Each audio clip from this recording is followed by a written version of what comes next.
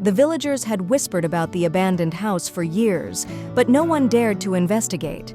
The rescue team arrived, their hearts heavy with dread as they pushed open the creaking gate.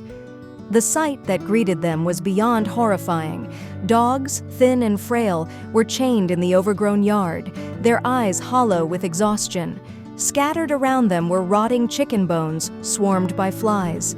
The stench of decay hung heavy in the air. Among the dogs was one that lay motionless, its body stiff and covered in flies. A chain dangled loosely from its neck, a grim reminder of its suffering. The rescuers fought back tears as they realized the truth. These dogs had been left to die, forgotten and abandoned. But then a faint sound broke the silence, a soft whimper. Following it, they discovered a group of puppies huddled together, their mother standing guard. She barked fiercely, her matted fur bristling as she tried to protect her babies. The team moved carefully, offering food and water to gain the mother's trust. Slowly, she allowed them closer, her defensive barks fading into wary silence.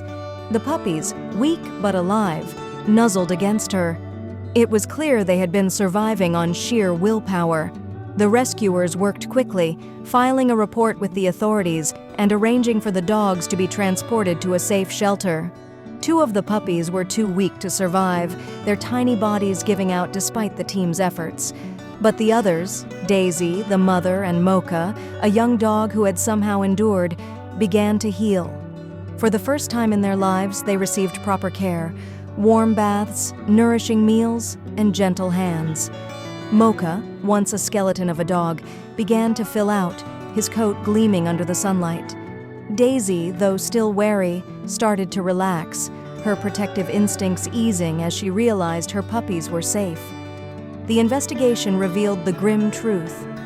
The house belonged to a butcher who had moved to the city, leaving the dogs behind.